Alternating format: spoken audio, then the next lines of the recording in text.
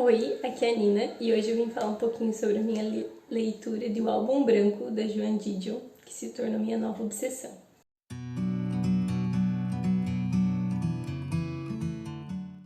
É como se ela sentisse de forma intensa que todo esforço humano está fadado a fracassar. Uma convicção que parece empurrá-la mais fundo em um afastamento dependente e passivo. Na visão da paciente, ela vive em um mundo de pessoas movidas por impulsos estranhos, conflitantes, mal compreendidos e, acima de tudo, tortuosos, que as levam ao conflito e o fracasso. A paciente a quem esse relatório psiquiátrico se refere sou eu.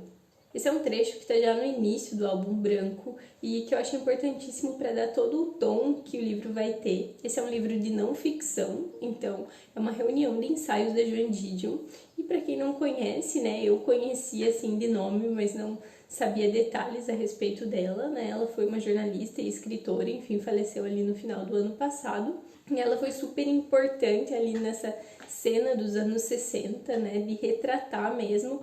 E uma das características dos livros dela, ela tem livros de ficção também, mas ela é super conhecida pelos livros de não ficção, né? Acho que o Álbum Branco é um dos menos conhecidos, né? É bem conhecido o Ano do Pensamento Mágico. Mas ela tem essa característica que pra mim fez toda a diferença e foi o que realmente me encantou, que é essa mistura, né, de um retrato de uma geração, que é muito explícito ali no que ela está trazendo.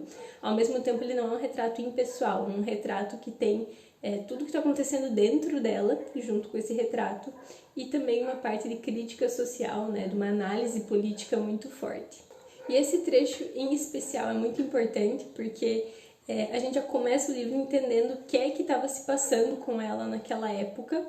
E com o decorrer dos ensaios dos mais variados temas, a gente vai falar desde usinas hidrelétricas até pessoas específicas, mansões. A variedade de temas é realmente muito grande, mas a gente vai conseguindo conectar, né, coisas que foram fazendo, né, e que foram colaborando para que ela se sentisse dessa forma, que ela sentisse esse descolamento, né, uma inadequação mesmo com relação à época que ela vivia, ao que estava acontecendo no mundo, a como as pessoas estavam reagindo ao que acontecia no mundo. E da mesma maneira, alguns que são quase um motivo, né? Então a gente já sabe como ela se sentia e é por isso que ela reagia de determinadas formas em outros dos ensaios. Tem um outro ensaio específico em que ela vai falar um pouco sobre a relação dela com o controle, assim, até me identifiquei um pouco. Ela levava, né, essa vida de muitas viagens e muita estar imersa em momentos históricos super relevantes e com uma agenda, né, muito apertada, correndo atrás dos prazos que ela tinha a cumprir. Então, nesse trecho ela diz assim: eu tinha saias, camisas, colantes, pullovers, sapatos, meias calças, sutiãs, camisolas, roupões, pantufas, cigarros, uísque, shampoo, escova e creme dental, sabonete bases, aparelho de barbear, desodorante, aspirina, medicamentos, absorventes, creme facial, pó, óleo de bebê, manta, máquina de escrever, blocos de notas, canetas, fichários e a chave de casa, mas não sabia que horas eram. Isso podia ser uma parábola da minha vida como repórter durante esse período, ou do próprio período.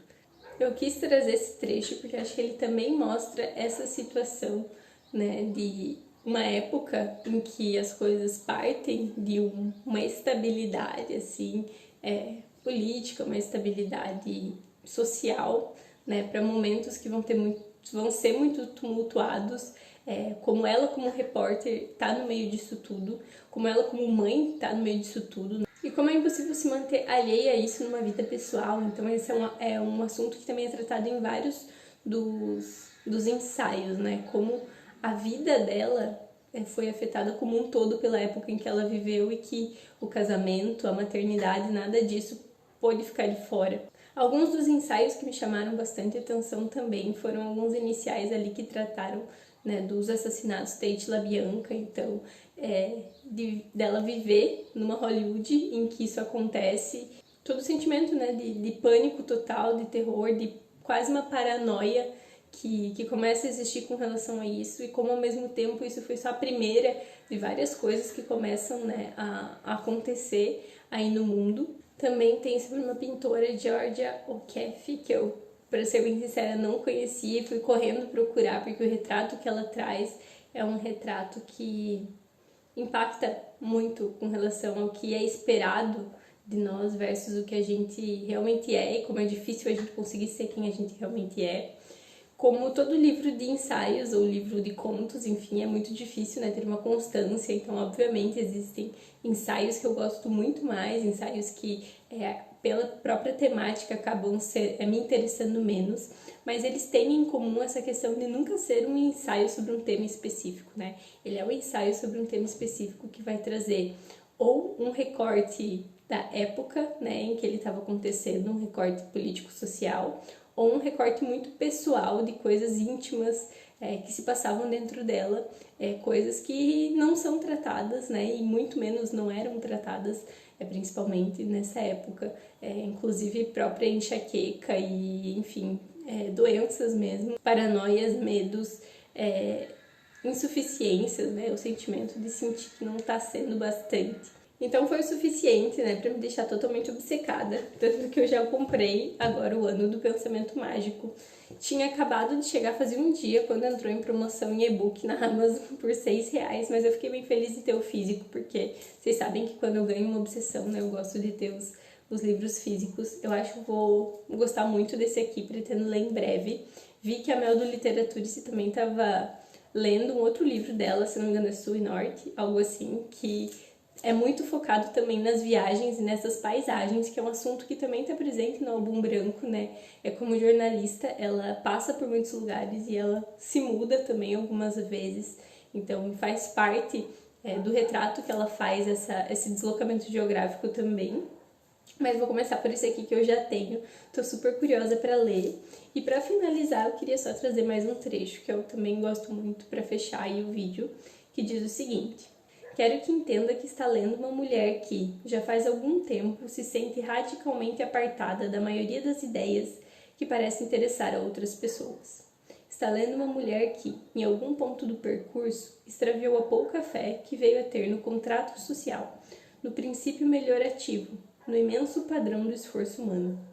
Com muita frequência ao longo das últimas semanas, eu me senti uma sonâmbula, movimentando-me pelo mundo alheia às grandes questões do momento, inconsciente dos fatos, atenta apenas aos produtos dos pesadelos, as crianças ardendo no carro trancado no estacionamento do supermercado, aos jovens motoqueiros desmontando os carros roubados no rancho de um deficiente físico em cativeiro, ao atirador furtivo que se sente muito mal por matar a família de 5, os rostos vigaristas, insanos, astutos, dos trabalhadores rurais migrantes de Oklahoma que apareceram nas investigações militares, os perscrutadores taciturnos nas portas, as crianças perdidas, todos os exércitos ignorantes acotovelando na noite. Eu queria fechar com esse aqui porque eu acho que ele reflete muito bem um dos sentimentos com os quais eu me identifiquei, que é essa questão de a gente estar imerso em tanta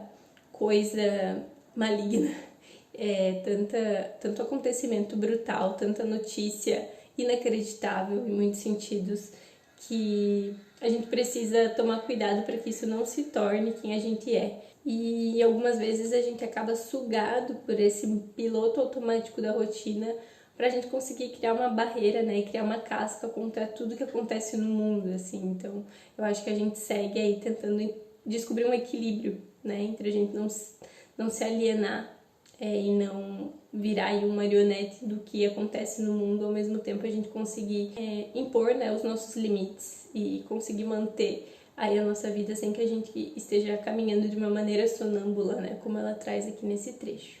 Então é isso, eu espero que vocês tenham gostado do vídeo. Quem já leu o Álbum Branco ou outros livros dela, me conta aqui. Em breve vou ler o Ano do Pensamento Mágico, tenho certeza que também vai ser aí uma super leitura pra mim. E a gente se vê no próximo vídeo.